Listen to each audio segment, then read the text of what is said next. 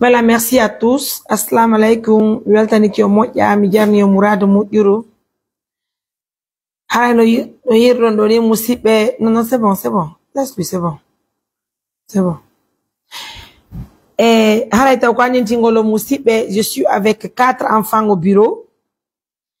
Haray non no gasa ɗon andi Soufiane Tijur mare. Hano gasa ɗon andi fi kumpay kundo. Ça, pardon. C'est que vraiment les parents n'ont qu'à changer. Certains parents doivent changer de comportement. Ils doivent andugol so woni yawo jibini biddo ils doivent être responsables. Donc do bibbe mom ben haram akkita wara ko be faala kayasi. Il y a combien d'enfants ici au bureau? Combien d'enfants? Et il faut go to ma ben aldu bisapotati. Il faut y be haylade kamar kasare. Bimbi nyama makiki jemma foko ga garta be haylo be wala wara ko be faala. Golle ma be loto tako. Regardez combien d'enfants. Regardez combien d'enfants. Regardez. Anya yinda me kono fa la wadde. An kono fa la wadde. Me kali fa la me nade. Garage auto ka moto. Inda me honto ma be woni. Na? Il dit quoi? Tombe hodi? Kono walinda makayasi yakuni may Allah. Ebi lebi jelo hotel. Ebi lebi didi. Alle. Kono fa Allah wadu gol an. Sudir. Kono bi jelo marapeti. 11 ans. Nay no tunirda. Quanto nenma? Konakri. Ondo bemma. Onye mbo ndiga. Otima na donda. Kono walinta maka sare. Regardez le petit là. Regardez. Un enfant de 11 ans. Hey. Donc, musibe, on faut modo mede weltani yo mede salminion. Haray ko andintingolo hide woni do ene Soufiane. Hide wondi do e Soufiane. Haray do ngandi mojobere men assistance humanitaire d'urgence. Wawno tindugol e kumpa e kundo marko juubi sappo. Holli me mapu ne makone me ngimmi me nabi moka me nabiti yuma makko me yiti yuma makko. De nyande ko sedete no yuma makko inuno wonde may yaado biddo makko fiw o se waawi newde ne en tong si tay woni o barki o artanta biddo makko me arje biddo makko musibbe haray hande kadi je vous présente son fils et en même temps sa maman qui est là bay men nulani biro makko be inni biro makko arta amen ka biro haray do ngandi golle men de Allah na wadi barki e golleji men din kala ko jokkude Allah na wadi barki e mum kala ko nanguden julbe Allah ben no wallita den kala ko nanguden Allah no wallude en tayen kutu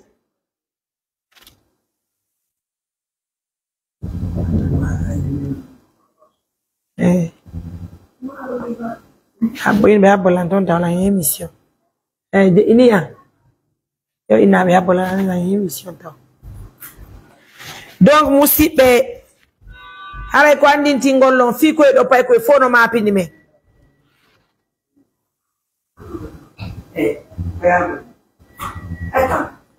do ay fiawor ko soga joddo ga julle do mi dawo sama kala onga kana moni yalla ko na yende ka biro amenga kam pay kun kwan kwa munu yalla de an ardo joni kono nanguma fus nangama amara wadal gere do na eto julle den joddon do on be do mojja mi wi yo ngombu do mojja donc musibe haray kanyum kumpay kun do biete kun Soufiane ko amoni ne Soufiane wala jangude l'école wala jangude Quran mu haylade ka sare kasare woni walude tomin yo jornado peti kwa tomin yo jodo de non kan la wadde émission onon kon sakata be jandu be na pay koy ni bien donc haray musibe kum pay ku wiete ku Sofiane do hido ngande hiwno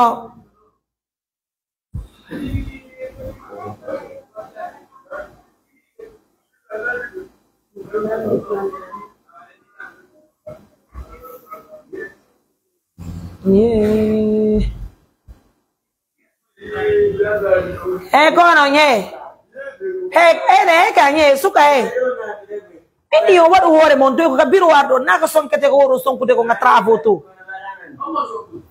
abi ata on tawa golle boy on nani on ngani na hande wando den programme ngona hande ido ngani me yeme dabbi ci on jokki tun haylandru kasare ido ngani ko dum subido aw son adi kabiro ko doy won do wadde haji do pigi din doy on tawla nye golle joddo ngami gayna yide faamude den programme ji mendi en falto ndiri awa jode kono wonno jokkude haylandru kasare na fala ko wonno yi badande no haylandru mo kasare hakkude mo yi Allah on do fona sakata do abe jombude on anda aduna no rabbi jere mo yida wono walide no walade ma yidani so ngaccali change do haray mi yali o wallahi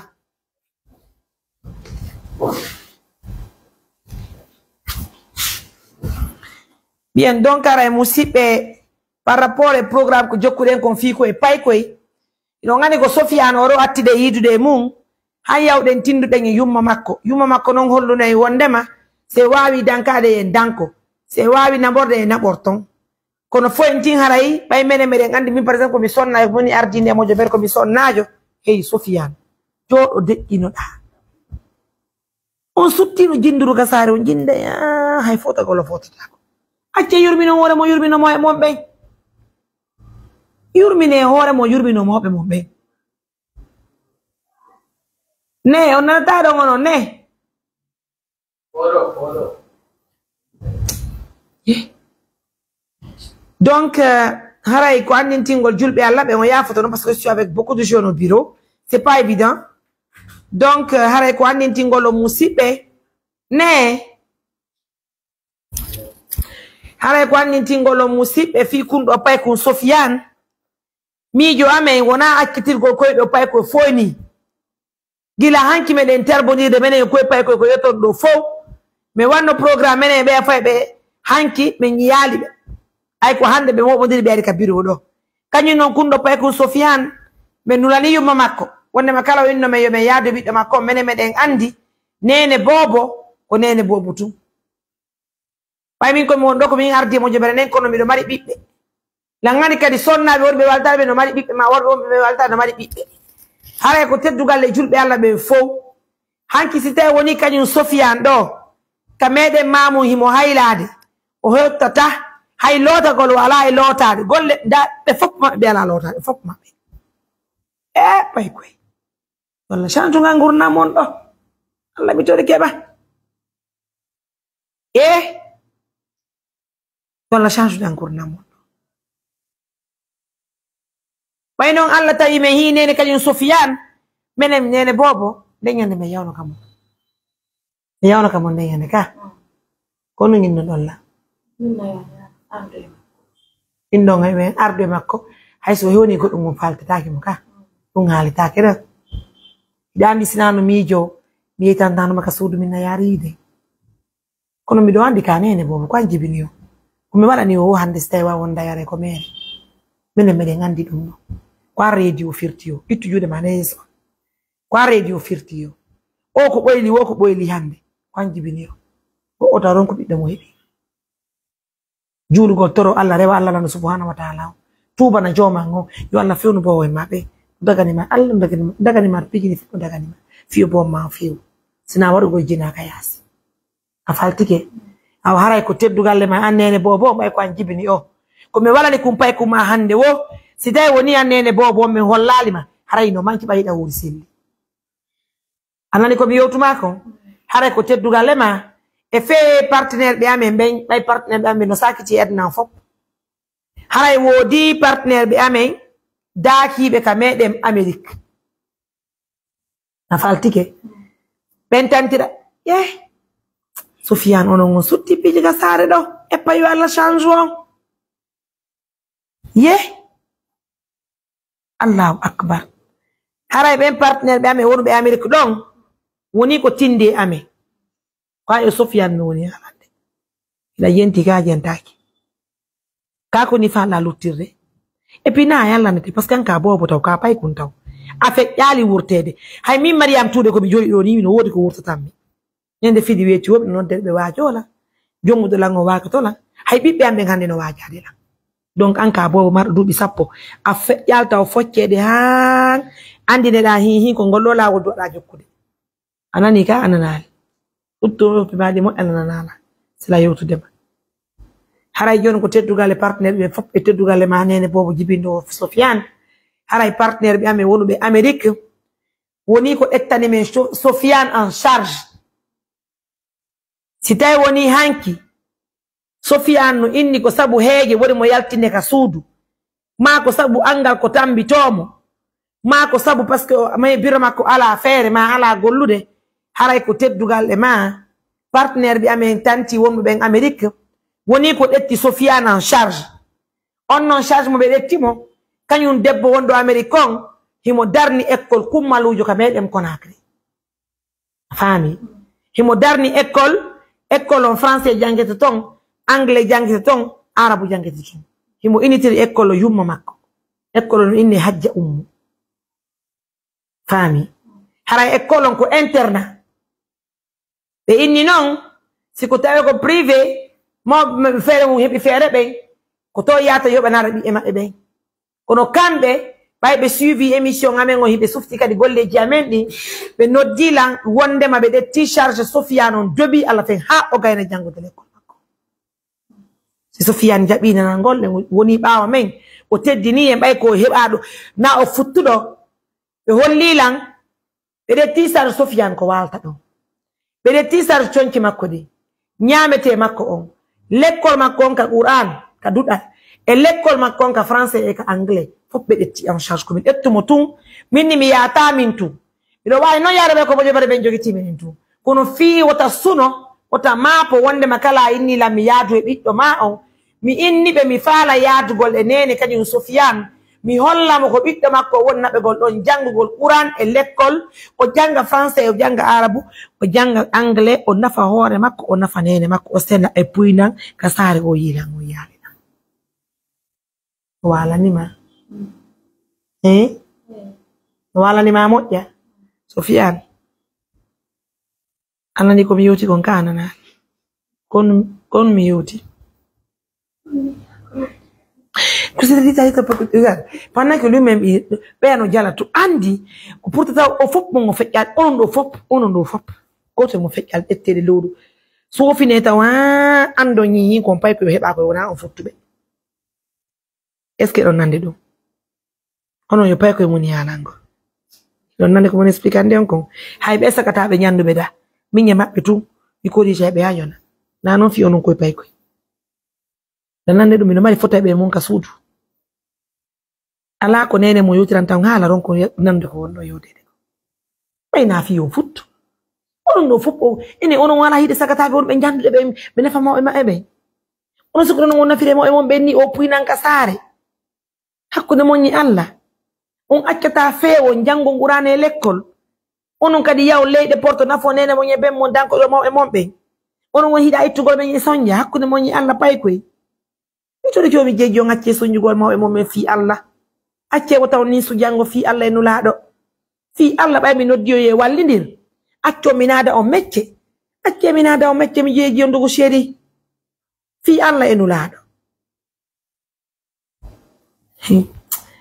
andi min dare lando misi do fala on jalayla ko woni kontum si on wadi ko hana ko mi regila yo nga ando on wadi ko hana enen no onon ko pay ko do en tokki min nanjano be nde parce que be non joni nandi be kidu mabbe di kono onon on walugol mon ka yaasi accio mobe mon ben ka suudu ono nganda nere he kono ndare lando do ngare ko di ngata ngan ko reedu go ngata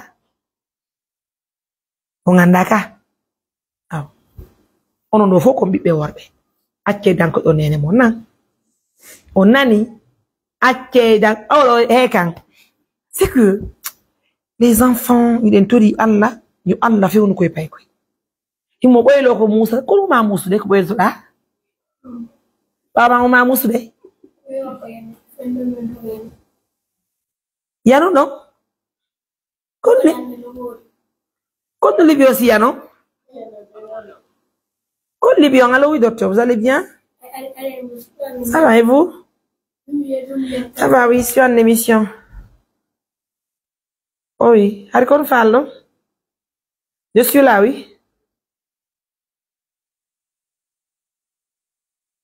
Ok.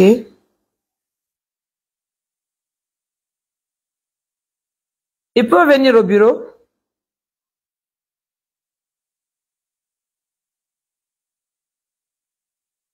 Ah oui, il faut les expliquer. Je suis à la maison des jeunes, en face de la maison des jeunes. Ah, ah ouais. Ah ouais. Donc, Sofiane, ay biroma. Ay biroma. Hey, afala kana fudenene ma. Ida fala na fudenene ma. Wakilo jangana. C'est pas grave, c'est les enfants. C'est-à-dire qu'ils se sont tellement habitués à la vie de la rue, donc c'est pas évident. Nous, on va essayer de se donner les mains pour changer un peu la donne, voir s'ils vont changer de comportement et puis voir si on peut, en tout cas, trouver les moyens, les nécessaires et tout ce qui s'ensuit là pour assister les. Parce que mitori kyo mba ono na on fight. Acce nan to dire acce mi warma dara émission on e jamo dere. Yide si yide. Maɗum libéron bureau mi tori kyo mi jeji no julɗo jejite fi Allah ba yewra on pay koy acci dela e koy pay ko to koy do ko be do hande hida jejede ono nay men jeji on ko men ditta on ko watton ko wadon on nani Allah dan be non do nani Allah mi tori ke bay kay Sofiane en falto niri on minni do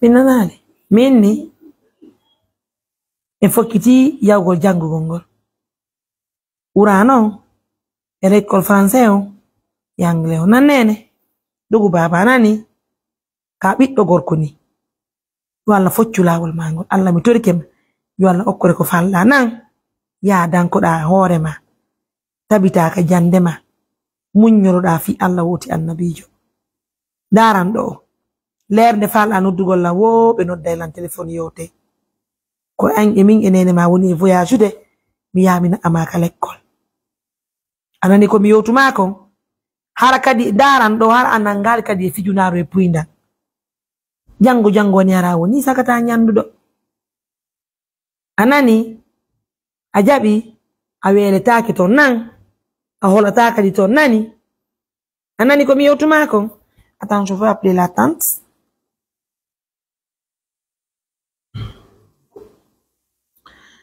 Aussi, ben, excusez-moi, je veux appeler la tante, celle même qui veut. C'est pas évident, hein.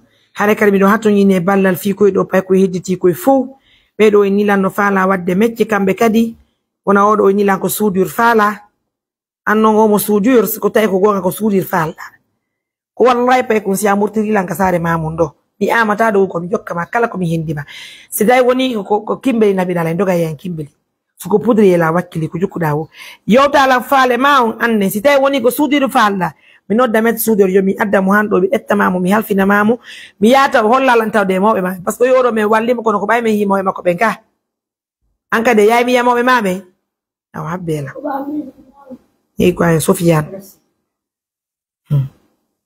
Allahu akbar ne he joɗi moƴƴa joɗo moƴƴa Sofiane hey daran ɗo goɗɗo ɗurota ko nene mum nan anani kono ko ɗayre nde min falti ko ɗayre nde mi Allah change La émission comme boni.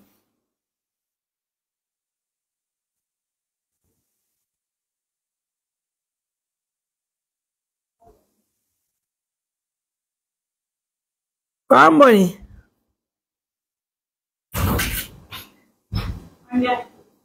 Andiamo.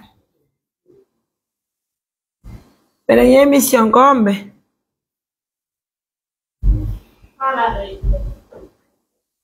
Me la émission al con fallo.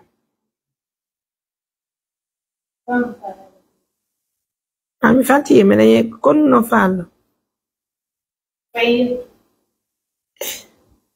Quindi qui con nonare fallo. Ambo. Quanto euro ni?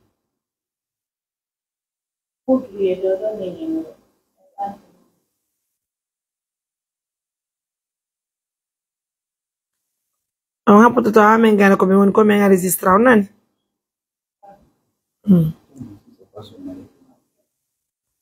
Modi mo noddi oro? Je crois que o halani on ka. Parce que lero me de mari nawnu be buyi waldi nabe ka laptan. Yo be o indike numéro mongo men a registrare on sitay woni nawnu be ko yalti ka laptan. Les gens l'appellent few. Ara joni me wala yoni to nani. Nunne. On a salaire me wondi kono me de mari nawnu be buyi ka laptan me wata kiputo de fou à la fois. Yoni acce me note down. Bayari on so note di oro. So mi humponira score c'est la même chose. E ti o ala ni ngo mi ka de ngari hanga. Oyi. Kono be do be yoti de modi mon joni wale ko be holli on ko nani. Me note down si ala mo. Assalamu alaikum ajje. Assalamu alaikum. Jodo mo e payku. Mere ka émission do men holli haray kanyum Sofiane yumma makko me wawali busude hande bimbi ala inshallah muyi ko jango me woni yawgol nani ino do kanyum Sofiane he jodo pay ko jabu do hajjabe won me mana bude be wal ka ropi ma kono wonno jalde no awata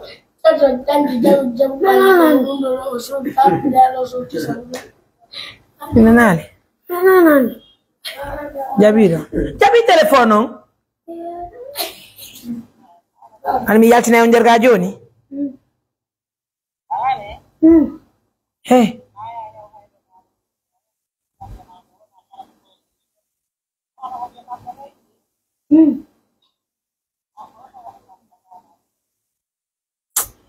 Allah dan do ndere.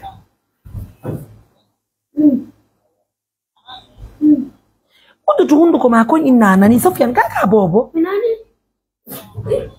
Hey. Ani yaltina on derga joni? Oh no. Nate. Ujitani beto jodo do. Ono woni haylade. Assalamu alaikum tanti. Utana mbe toru mabeka ba falton. Ino do biyo makko nani? Yuronire be ko be fala walude me wal so biddo maw. Etani message biddo maw. Si aje bal fewu go pay ko hay mi yali. Zalfa nate.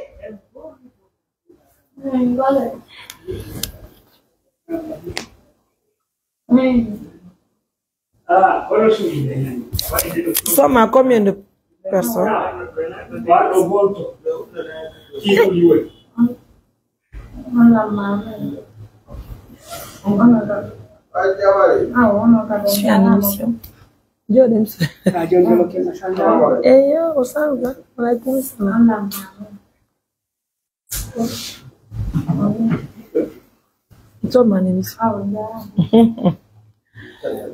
Ajay awara jodi men yowti di kañum e Sofiane yumma makko bay menen yumma makko inno me yaadu makko no mi holliri yon ni e wawata en bandite mbe tun kañum nene jon sen tewtari ko holli en ko nani ni mi welti kadi moƴƴano indo lande école bongon ko hajja o muynete ne Haja Mwawa Jallo. Wow. Albarka buy. Oh way. Wow jay. Wow. Ala ko nu mena wonorta pay kunkung.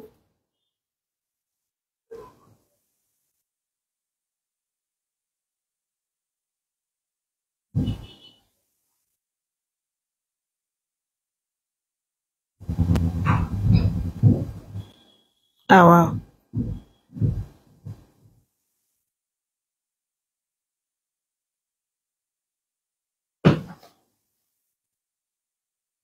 Wow. Sabonier makong e pat makone indo na mo kaftani we judo ko ya de mun ko so yoti do wada e fo. Awa je.